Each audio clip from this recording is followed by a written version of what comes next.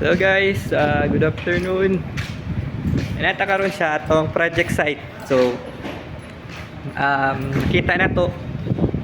Mao ni ato ang almost done. Hapit na mahuman na solar panel array. So, kani atong solar panel is naani siya sa 64 pieces. 64 pieces nga 550 watts. I-times na to na siya o 64 times 550.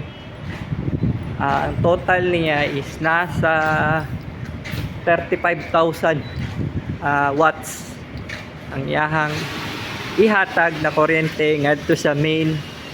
Then mo na siya ang mag back up sa kuryente, magpa-lower sa bill sa kuryente if nainit. So yun siya na to ni pag-install. So ang gamit na to na inverter is Growatt na 3-phase. So kana tong Growatt na 3-phase is composed na siya of 4 string.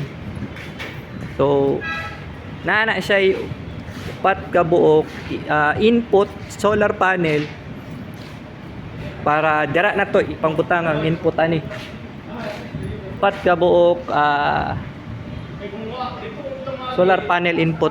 So kana pong upat ka buok solar panel input is composed na siya of solar array. So dili na to na siya pwede i-series tanan. O kay na siya solar mo itong ginatawag na to na solar panel array na composed of 4 input na pwede na to ibutang ang upat ka solar panel array. So kumbaga total 35,000 watts i-divide na to na by 4. So mauna siya ang kada string o mauna ginatawag na pag string. Awa na to ang per string sa ato ang inverter.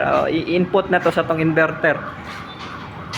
So kana pong per string po na o per array composed na siya of 8 pieces ka. Ana makita na to 8 pieces ka solar panel. 1 2 3 4 5 6 7 8. So series na ang paano siya ang per array niya or per string. So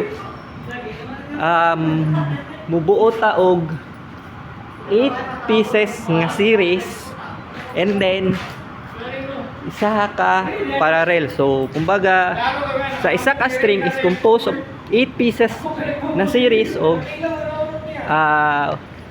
isa ka parallel na setup. So 1 series 8 series 1 parallel. So kung ato na siyang i-kuan per string niya is 5 2 4 6 8. So kumbaga 5 1 2 3 2 4 6 8 2 okay 5 1 2 3 4. So almost mga sa isa ka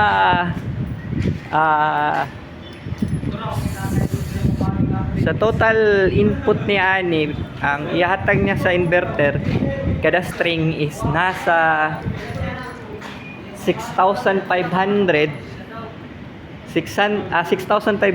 watts plus mo times 2 na siya. So kanang times 2 tungod na kay atong gi-parallel. So mahimo na siya og 6,500 and then ang yaha pong amperahe is modouble. Kung buta na to diri is nasa 17 or mga 15 amperes more or less. Ang ihang amperahe is nasa 30 more than 30 more or less para mudako kay ato man siyang gi-series parallel. Mo sa 8 ka buok i-times niya ang wattage times niya ang voltahe and then Sa isa ka parallel is iyahang times 2 ang amperahe kay nagparallel tag isa ka group. So mo na to ang setup guys diri sa Brisa Residence.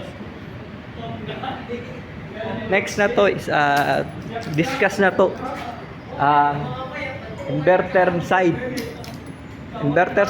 connection sa ato ang 3-phase rag delta ang ato ang 3-phase diri. So layo kay nagdaganan ang iyang inverter ani nasa second floor, unod ang ato ang solar panel is nasa 29 floor. So any inquiry or any suggestion, any clarification, please contact lang Solason Philippines Corporation. Thank you.